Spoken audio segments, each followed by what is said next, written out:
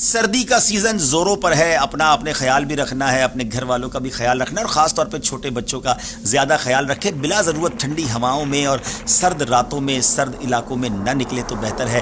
اور اس میں کچھ احتیاطیں بھی بتا دیتا ہوں۔ ہیٹر کا استعمال ہوتا ہے بہت سارے ملکوں میں، اور کہیں کہیں تو گیس کا ہیٹر ہوتا ہے، اور ہم بعض اوقات اس کے حادثات بھی سنتے ہیں۔ تو جب آپ رات کو ہیٹر یوز کر رہے ہیں اور سونے کا ارادہ ہے تو ہیٹر کو بند کر دیں، روم پہلے گرم ہو جائے، پھر ساری رات اسے کھلا رکھ کر نہ سوئیں، کیونکہ ہم نے کئی حادثات سنے ہیں کہ گیس لیک ہو گئی، آگ لگ گئی، یا گیس کی وجہ سے دم گھٹ گیا۔ اور اسی طرح اگر الیکٹرک ہیٹر بھی ہے تو بھی رات سونے سے پہلے اسے بند کر دیں۔ اور سبحان اللہ، میرے آقا علیہ الصلوۃ والسلام کی احادیث کتنی کمال کی ہیں کہ حدیث پاک کا مضمون ہے کہ اگر رات سونے کا ارادہ ہے تو اپنے گھر میں آگ کو نہ چھوڑو، بلکہ آگ کو بجھا کر آرام کیا کرو، کیونکہ وہ آگ جو ہے وہ بڑھ بھی سکتی ہے اور اس سے آگ لگ سکتی ہے۔ اسی طرح ناظرین، ہم شال کا یوز کرتے ہیں، چادر کا استعمال کرتے ہیں، اس میں بھی کچھ شرعی مسائل بھی بیان کر دیتا ہوں، اور اس کے ساتھ ساتھ کچھ احتیاط بھی۔ چادر کا اگر آپ استعمال کر رہے ہیں، شال کا استعمال کر رہے ہیں، تو نماز پڑھتے وقت آپ نے ایک احتیاط یہ کرنی ہے کہ نماز میں اس طرح دیکھیں، دونوں سرے آگے کی طرف ہیں، اس کو صدل کہتے ہیں، اور نماز میں یہ مکروہ تحریمی ہے،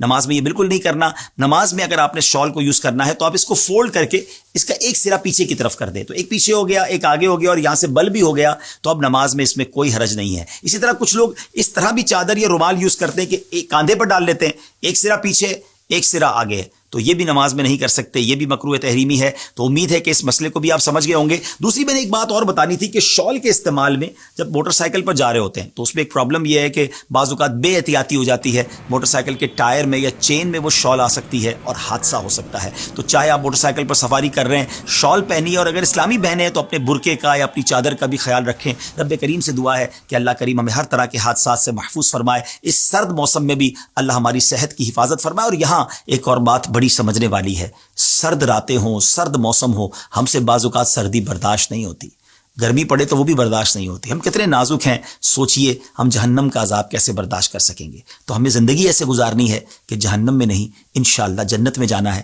نمازیں پڑھیے، اللہ کی رضا والے کام کیجیے، رب کریم مجھے اور آپ کو جہنم کے ہر قسم کے عذاب سے محفوظ فرمائے۔